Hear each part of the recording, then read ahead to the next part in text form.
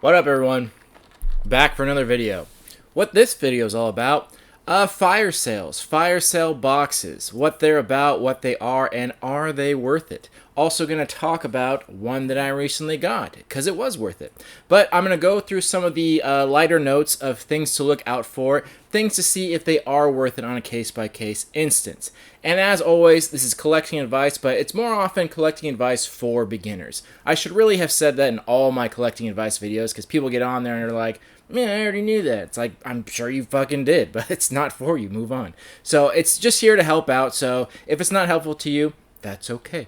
I'm sure it is to someone, but let's get into it. First off, what a fire sale is. Basically, when companies sell things for an extremely cheap price, when they're trying to clear out stock, when they're no longer trying to make a profit off of items, they're just trying to clear out a warehouse or something like that, so they sell things for ridiculously cheap.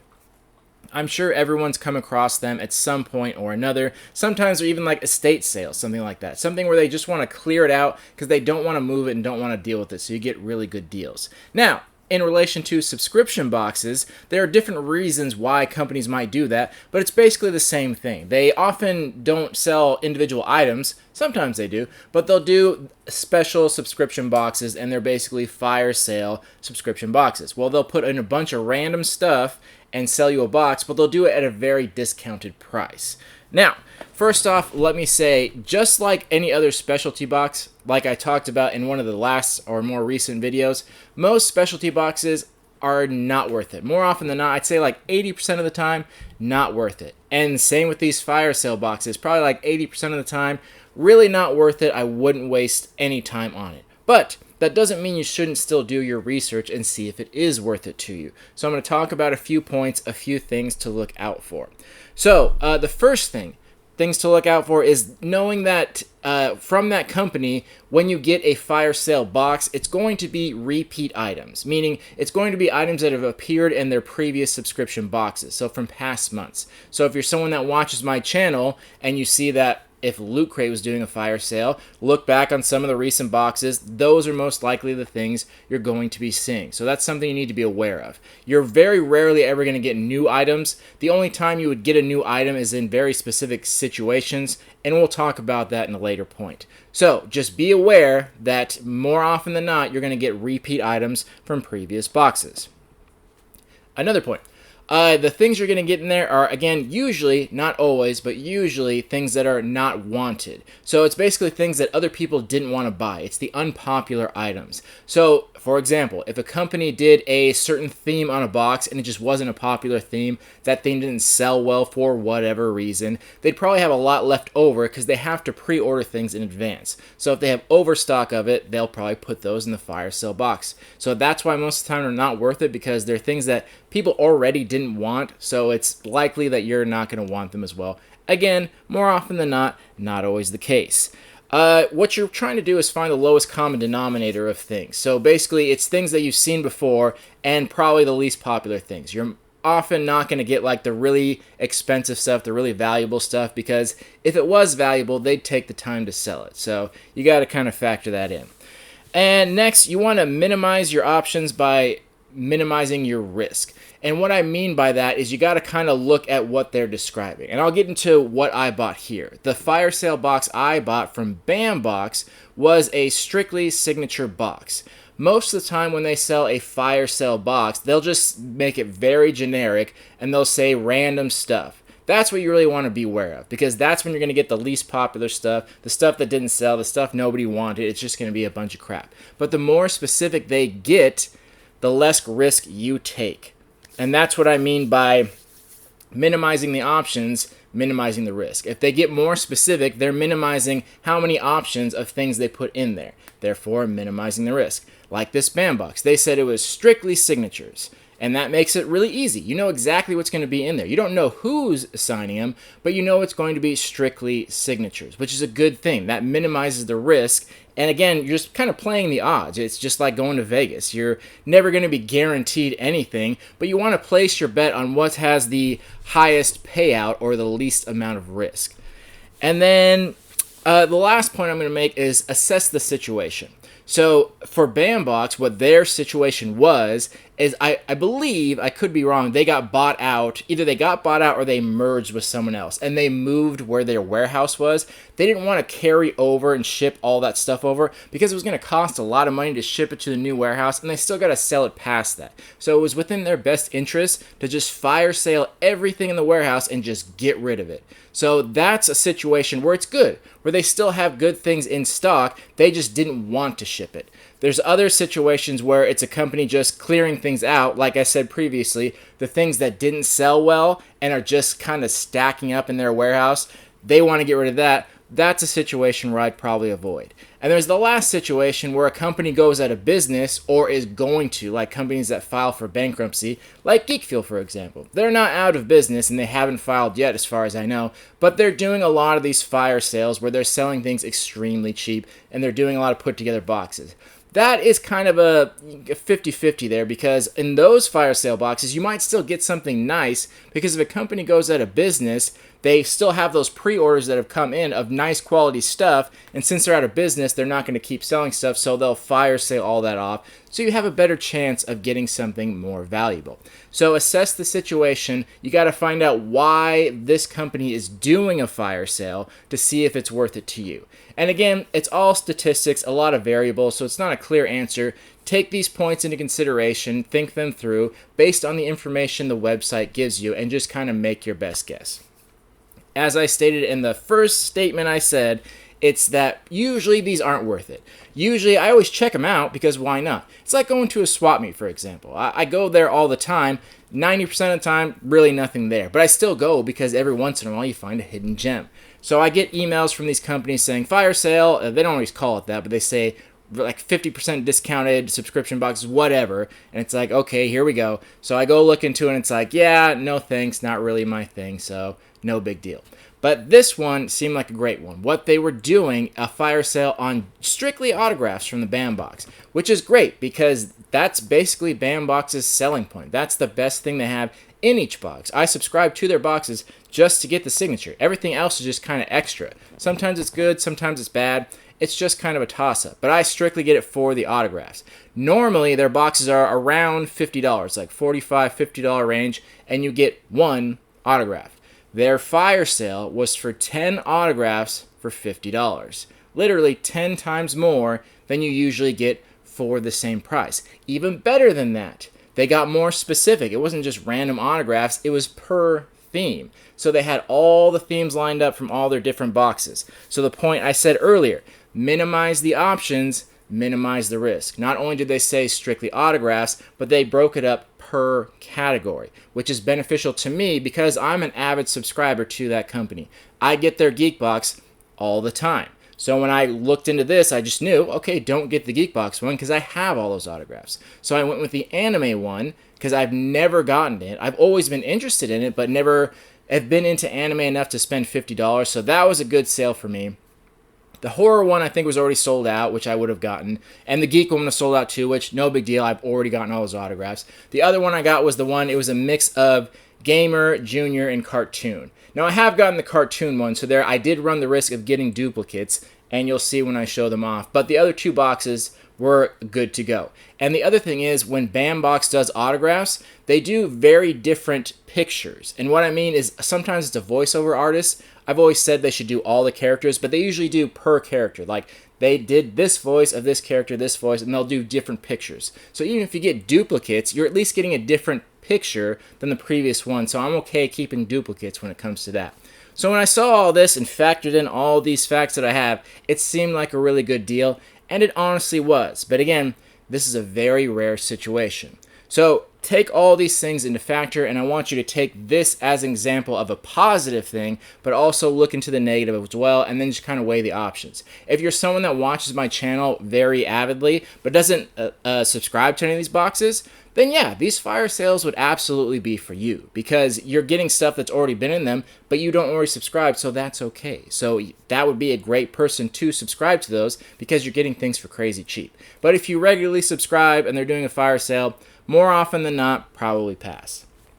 So those were all the helpful hints. So let's get into what I got. We'll just go through these really quickly, and I'll show off what I got in these boxes so you get an idea of it. and you get an idea of duplicates and all that as well. So let's start off with the anime one. So, 10 anime autographs. First off, Tiffany Vollmer. I don't know if I'm pronouncing the names right, by the way, so don't get pissy at me in the comments. Pronouncing them the best I can. Tiffany Vollmer. She did the voice of Bulma, which, great. I'm a huge Dragon Ball fan. I'll take that any day. Then we got John Swayze. He was in Black Butler, Attack on Titan, My Hero Academia. He was Dodoria from Dragon Ball, One Piece, Full Metal Alchemist, Trigun. He was Vash the Stampede. Great. Like, tons of stuff I recognize him from. Happy to have that as well. Then we got Johnny Yang Bosch, which we're going to see his name again, by the way. Remember that. He was in Demon Slayer, Sailor Moon, a bunch of things like that. Then, Austin Tyndall, Tokyo Ghoul. Amanda Miller, Boruto, Sailor Moon Jupiter. Wendy Lee, Queen Serenity. She did Faye Valentine from Cowboy Bebop, and she was in Akira. Bo Billingson, he was in Naruto. He also did some voices for Digimon, and he was also Jet from Cowboy Bebop. Another one I'm a huge fan of, and I've already gotten 2 autographs from that. Fantastic. Then we got Cynthia Kranz. She was in Yu Yu Hakusho, and she also did the voice of Chi-Chi. So great. Loves me some Dragon Ball stuff. Jen Taylor, Halo, Ruby, Toad. Then we got Dante Basco. So he was Rufio. He was also Zuko. So this is one I have gotten an autograph for from Bambox, but the picture I got was of Rufio. So I like that, and now I got one of Zuko. So even though it's the same actor, completely different pictures, so it's not necessarily unrelated, but I'm happy to keep both and frame them both and put them on the wall, because I'm not always going to remember that that actor did all those. So in this instance, I don't mind having duplicates. So those are the 10 from the anime box. I'm extremely pleased with that. That is a fantastic deal. $50, meaning that each one of these is $5. Even on the low end, on average, the lowest you'll see these autographs go for is like $20, and that's a rare occasion. Usually they go for $30, $35, $40 and up. So that is a fantastic deal, $5 a piece. If you ever see a fire sale like this from Bambox again, I doubt you will, but if you ever do, jump on it. So let's get into the next one. This is a mixture of the cartoon, the junior, and the gamer block.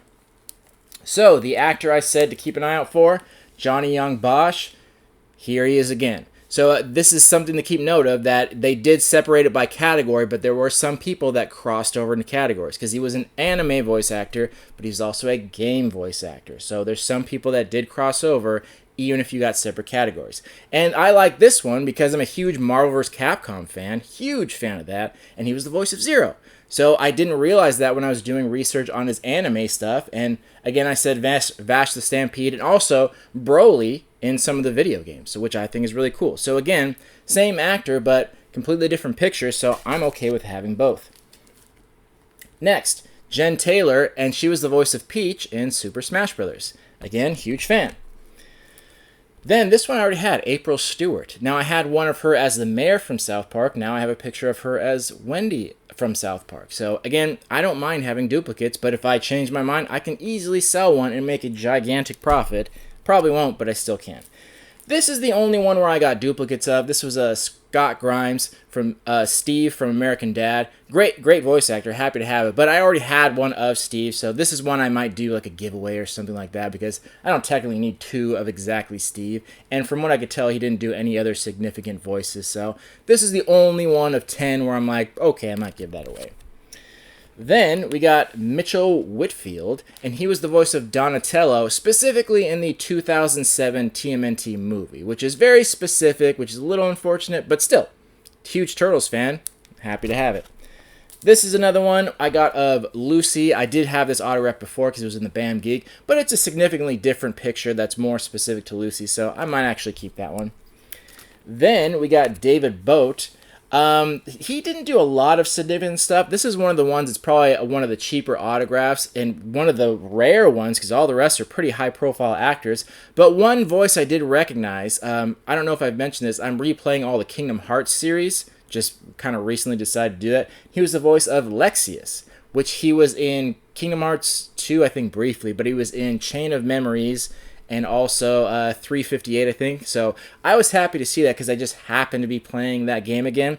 And I really, really wish it would have been a picture of Lexius, because that would have been cool, because I'm not super familiar with this character. But, you know, just being nitpicky, no big deal. Then we got William Salyers, and he did the voice of Dr. Octopus in this game here, which, who cares, it's so specific. But he was also the voice of Rigby from Regular Show, which is great. I don't know why they didn't do that. I would have loved to have a picture of Rigby and had that autograph, because I'm a huge fan of that show. I'm not even sure what game this is from. So this is such a specific reference, and I'm bummed I didn't get a picture of Rigby, but, you know, still cool to have his autograph nonetheless. Then we got Martha Harms. She was in Pokemon, the original series, and she was Officer Jenny, which is what I recognize her from. Again, a game character she did one time, which I don't even know who it is, but Officer Jenny, that's cool.